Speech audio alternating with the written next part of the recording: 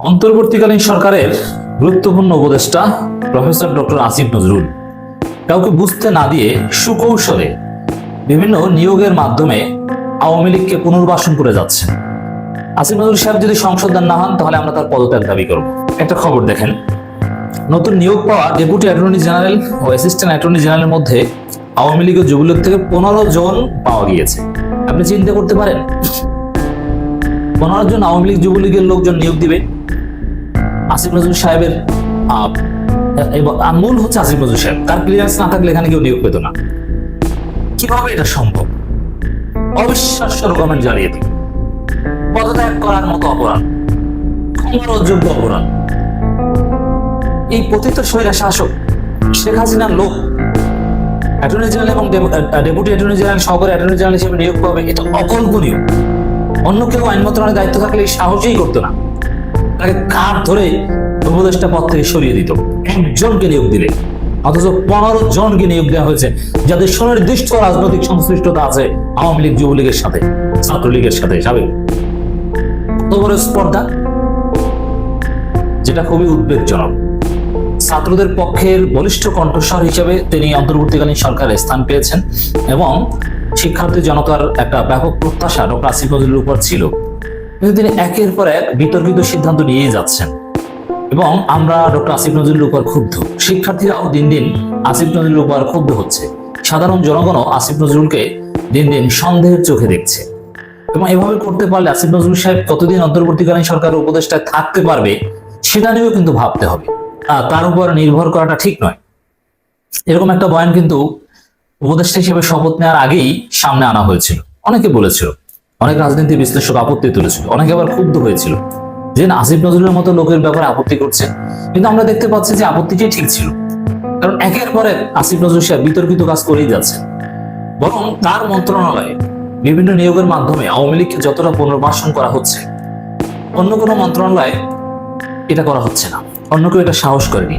আসিফ নজরুল তার ইমেজ ব্যবহার করে সুকৌশলে এই কাজটা করছেন। কি করছে দর্শক?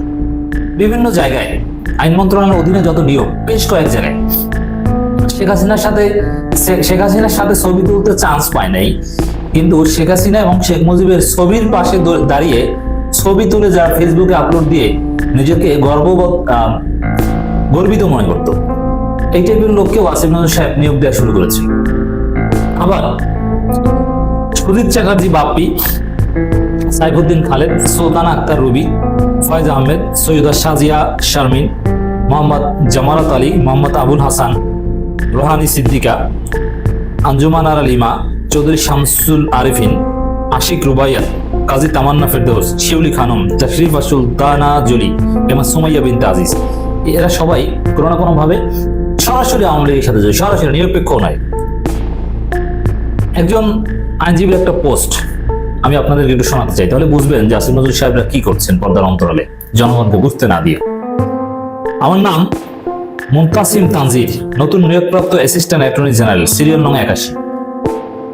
ফেসিবাদী আওয়ামী লীগের সাবেক সরকারের ডিএজিদের বা এএজিদের অনেকেই আবার অ্যাটর্নি জেনারেল অফিসে পুনরায় নিয়োগ করা হয়েছে। অনেকেই এর মানে আওয়ামী লীগ সময়ও ছিল, এখনো আছে। শহীদদের রক্ত মারিয়ে তাদের সঙ্গে সহকর্মী হিসেবে আমি যোগদান করব না। স্যালুট জানাই এই আইনজীবীকে, তানজির ভাইকে। অ্যাটর্নি জেনারেলকে যোগদান না করার সিদ্ধান্ত জানিয়ে এসেছি। ওনার রুক্ষ ব্যবহারে আমি বেশ অবাক হয়েছি। অ্যাটর্নি জেনারেল এবং আসিফ নজরুল, এই তাদের দুইটা কথা আমাদেরকে কিন্তু সন্দেহের মধ্যে ফেলে দিয়েছে যে আওয়ামী লীগকে নিষিদ্ধ করবে না, আওয়ামী লীগকে আদালত পুট করে নিষিদ্ধ করুক বিচারের আগে, এটাও আমরা চাই না। কিন্তু সরকারি প্রজ্ঞাপনের মাধ্যমে আওয়ামী লীগকে নিষিদ্ধ করা দরকার। এর পক্ষে হাজারো যুক্তি আছে। এই সরকার আওয়ামী লীগকে ফেসিবাদ বলে, স্বৈরাচার বলে, গণহত্যাকারী বলে, তাহলে সরকার কেন নিষিদ্ধ করবে না? আর আওয়ামী লীগ বারবার বিশৃঙ্খলা সৃষ্টি করছে। যাই হোক, এই যে অ্যাটর্নি জেনারেলের রুক্ষ ব্যবহার, সেটা আসিফ নজরুলের প্রভাবে কিনা, আর অ্যাটর্নি জেনারেলকে নিয়োগ দেওয়া হয়েছে তাও আসিফ নজরুলের ব্যক্তিগত পছন্দে। তবে নির্মম বাস্তবতা হচ্ছে অনেকেই এজি ও ডিএজি হবার কারণে এই শুনিয়ে আর মুখ খুলতে সাহস পাবেন না তার পদ পদবি টেকানোর জন্য, কিন্তু সৎ সাহসী যারা তারা মুখ খুলেছেন, কারণ এতে নিয়োগ বা পদোন্নতি পেতে সমস্যা হবে। এই যে আমরা যে কথাগুলো বলছি, বিভিন্ন উপদেষ্টাদের বিরুদ্ধে কথা বলছি, এতেও আমাদের অনেক ক্ষতি আছে, আমরা জানি। কারণ এই সরকারের অনেক উপদেষ্টার সাথে ব্যক্তিগতভাবে ঘনিষ্ঠ সম্পর্ক, বা বিভিন্নভাবে আমাদেরকে মূল্যায়ন করে। এই যে কথাগুলো বলছি, এতে তারা আমাদেরকে একটু বাঁকা চোখে দেখবে। তারপরও বৃহত্তর স্বার্থে আমরা কথা বলে যাব। এছাড়া কিছু উচ্চপদস্থ নেতা ও এসব প্রতিবাদ দেখলে চরম অসন্তুষ্ট হবে এবং মাথা গরম করে বলে আখ্যায়িত করবে। ওনাদেরকেও খুশি রাখতে অনেকে ব্যস্ত। ব্যক্তির চাইতে দল বড়, তবে দলের চাইতেও যে দেশ বড়, এখন একটা বিস্তৃত উক্তি, এটা অনেকে ভুলে গিয়েছে। দেশ না থাকলে আপনি দল দিয়ে কি করবেন? তবে ছোট মুখে একটা কথা বলি, সবাই এরকম ব্যক্তিগত লাভ ক্ষতি চিন্তা করলে এই দেশে আবু সাইদদের মতো মানুষেরা রাস্তায় দাঁড়াতো না, 5 আগস্টের মুক্তিও আসতো না। কেউ কেউ এসব হুমকি বা নিজের ক্ষতির সম্ভাবনা সত্ত্বেও মাথা উঁচু করে কথা বলবেন এবং বলছেন এবং বলবেন। তাদের প্রতি আমার শ্রদ্ধা ভালোবাসা রইল। সব বিষয়ে ক্যারিয়ারের লাভ, পদোন্নতি, মহচ্ছন্ন ভবিষ্যৎ বা মোটা টাকার অঙ্ক দিয়ে মাপা যায় না। আল্লাহর রুটি রুজি বা সম্মান তাকদীরে লিখে রাখলে এজি ডিএজি না হয়ে দলের পদ পদবি না নিয়েও মাথা উঁচু করে বেঁচে থাকতে পারবো ইনশাল্লাহ। এক যুগে সুপ্রিম কোর্টে আওয়ামী লীগ সরকারের অন্ধকার সময় ওকালতি করার পর যেটুকু অভিজ্ঞতা ও বুদ্ধি বিবেচনা আছে, তাতে সব দেখে মেনে নেওয়া সম্ভব না। আমি নিতান্তই তুচ্ছ একজন আইনজীবী। এই লেখাও সম্ভবত খুব বেশি কেউ পড়বে না। আমরা চাই এই লেখাগুলো ছড়িয়ে পড়বে। আমার এএজি পদে যোগদান না করার সামান্য প্রতিবাদে কারো হয়তো কিছুই আসবে না, তবে আমি অন্তত নিজের বিবেকের কাছে পরিষ্কার ও দায়মুক্ত থাকতে পারবো না। এই যে লেখা, এই লেখায় আসিফ নজরুলের গদি নড়ে উঠবে একদিন, যদি সংশোধন না হয় সময় থাকতে। দর্শক, আসিফ নজরুল সাহেব কি করছেন আপনারা বুঝতে পারছেন। এই দায়গুলো আসিফ নজরুলকে নিতে হবে। আওয়ামী লীগের লোকজনকে বিভিন্ন জায়গায় নিয়োগ দেয়া, আওয়ামী লীগ আমলে যারা দায়িত্ব পালন করেছে এখনো তাদেরকে দায়িত্ব পালন করার সুযোগ দেওয়া, নতুন ভাবে নিয়োগ দেওয়া, এর দায় সম্পূর্ণ ডক্টর আসিফ নজরুলকে নিতে হবে। আমরা এর প্রতিবাদ জানিয়ে রাখলাম। এর পেছনে একটা লম্বা ইতিহাস আছে এবং শেখ হাসিনা পতনের পেছনে সেই লম্বা ইতিহাসের একটা গুরুত্বপূর্ণ জায়গা আছে, যেটা এই মুহূর্তে আমরা অনেকে কথা বলছি না। যেমন ধরি, জুলাইয়ের অভ্যুত্থানে বিএনপির এবং জামায়াতের পার্টিসিপেশন সিরিয়াসলি ছিল। তারা তাদের পার্টির জায়গা থেকে ওভাবে ঘোষণা করেনি, কিন্তু এই ঘোষণার পার্টি থেকে দফায় দফায় এসছে যে ছাত্রদের দাবির সাথে ঐক্যমত্য প্রকাশ করছে। বিএনপির মহাসচিব থেকে শুরু করে ভারপ্রাপ্ত চেয়ারম্যান সবাই এই কথা ক্রমাগত বলেছেন। বিএনপি তার ব্যানার নিয়ে হয়তো আসেনি, কিন্তু এই মুভমেন্টে ছিল, সিরিয়াসলি ছিল। 19 আগস্টের একটা ডেটা আমি পেয়েছি, এটা এখন আরো বাড়তে পারে, খুবই সম্ভাবনা আছে। সেটা হলো বিএনপির 119 জন মানুষ, বিএনপির বিভিন্ন অঙ্গ সংগঠন এবং মূল বিএনপির 119 জন মানুষ মারা গেছেন, আর জামায়াতের 87 জন। সুতরাং তারা সিরিয়াসলি, খুব এফেক্টিভলি এই মুভমেন্টের মধ্যে ছিলেন। এবং আমি ব্যক্তিগতভাবে মনে করি অর্গানাইজড ফোর্সটাই অনেক বড় শক্তি ছিল। এই যে আজকে আওয়ামী লীগ একটা অত্যাচারী, ভয়ঙ্কর অত্যাচারী, নিপীড়ক, জালেম একটা দল এবং সংগঠন, এই যে ইমেজটা আমাদের সামনে তৈরি হয়েছে, আমাদের এই ইমেজটা আসলে তৈরি হয়েছে বিএনপি মাঠে থাকার কারণে, এবং বিএনপির উপরে জুলুম করে করে, অত্যাচার করে করে সে আসলে অত্যাচারী হয়ে উঠেছে। আমরা অনেকে বিএনপি করি না, সমাজের সব মানুষ বিএনপি করে না, করার কথাও না, কারণও নেই। কিন্তু যখন আমরা দেখছি একটা দলের নেতা কর্মীর উপরে অকল্পনীয় রকম অত্যাচার হচ্ছে, আমরা সাধারণ মানুষ যারা আসলে রাজনীতির ব্যাপারে একটু খোঁজ খবর আছে, আমরা চাইবো না চাইলে সাবকনশিয়াসে কিন্তু ক্ষুব্ধতা তৈরি হতে থাকে। 2700 এক্সট্রা জুডিশিয়াল কিলিং হয়েছে আওয়ামী লীগের এই সময়টাতে।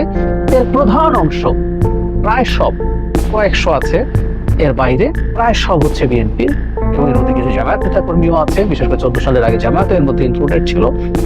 তাদেরকে হত্যা করা হয়েছে। বিচার বহির্ভূত হত্যার পর extra judicial killing, enforced disappearance, গুম, সেই গুমও প্রধানত রাজনৈতিক প্রতিপক্ষকে করা হয়েছে। খুব স্বাভাবিক। কাস্টোডিয়াল টর্চার, কি পরিমাণ অত্যাচার, নির্যাতন বিএনপির মানুষজনকে যখনই গ্রেফতার করা হয়েছে তখনই এই তথ্য প্রচুর আমরা পাবো। নখ তুলে ফেলা, পেটানো, কি করা হয়নি, ইলেকট্রিক শক দেয়া, বিভিন্ন রকম টর্চার করা হয়েছে। আর একটা নতুন টার্ম আমরা বিগত সরকারের সময় শিখেছি শুধু বিএনপিকে অত্যাচার করার জন্য, সেটা হচ্ছে, আমাদের দেশে মনে আছে, গায়েবী মামলা। আপনি এমন মামলা করছেন, আগে যেটা হতো একটা ঘটনা ঘটলো, সেই ঘটনার পরিপ্রেক্ষিতে ওকে তাকে নানান নাম দিয়ে, এমনকি দূরে থাকা মানুষ টপ লেভেলে মানুষকে হুকুমের আসামি টাসামি বলে বলতেন। গায়েবী মামলা বলে এক বস্তু তৈরি করা হলো, যে বস্তুতে কোনোদিনও ঘটে নাই এমন ঘটনা। প্রথম আলো সরেজমিনে রিপোর্ট করেও দেখিয়েছিল 2018 সালের একটা নির্বাচনের আগে ভয়ঙ্কর সেপ্টেম্বর এরকম নামে এক মাসে যতগুলো মামলা হয়েছে পুলিশের উপর হামলা টামলা, সরেজমিনে গিয়ে তারা দেখিয়েছে ওখানে কিছুই হয়নি। এই গায়েবী মামলার মাধ্যমে লক্ষ লক্ষ বিএনপি নেতাকর্মীকে মামলার জালে ফেলা হলো, জেলে নিয়ে যাওয়া হলো, তারা জেলে থাকলো, তারা বেরিয়ে আসলো, বেরিয়ে আসার পর তাদের কষ্ট গেল না। আমি অনেক মামলা থাকা অনেক মানুষকে ফেস করেছি, বলেছি আমার ভিডিওতে, আজকে আরেকটু আবারও বলি। মানে সংখ্যা 50, 60, 70, 80 বিএনপি মহাসচিব এটা মির্জা ফখরুল ইসলাম আলমগীরের বিরুদ্ধে 100 মামলা, 450-500 মামলাও আছে বিএনপির উপরের পর্যায়ের নেতাদের মধ্যে। তো এই মামলাগুলো যখন একজন মধ্য সারির নিম্ন সারির নেতাকর্মীর নামে হয়, জেল থেকে বেরিয়ে আসার পরও প্রতিদিন না হলেও 3 দিন 4 দিন, কেউ কেউ প্রতিদিন যেতে হয়, সপ্তাহে ওয়ার্কিং ডেতে কোর্টে যান, কোনো না কোনো একটা কারণে তাকে কোর্টে যেতে হয়, ফতুর হয়ে যান তার উকিলের ফি দিতে দিতে। এট দ্য সেম টাইম যেহেতু আপনি সপ্তাহে 3 দিন 4 দিন কোর্টে থাকেন, আপনার কোনো পেশা নেই, পেশা হতে পারে না, আপনি চাকরি করতে পারেন না, ব্যবসা করতে পারেন না। এই অবর্ণনীয় অকল্পনীয় কষ্টের মধ্য দিয়ে গেছে, এই তথ্যগুলো সামনে এসছে, আমাদের হয়তো মিডিয়াতে এসছে, আমরা হয়তো তাকে কাউকে পার্সোনালি দেখেছি, চিনেছি, এগুলো আমাদের ক্ষুব্ধতা তৈরি করতে শুরু করেছে।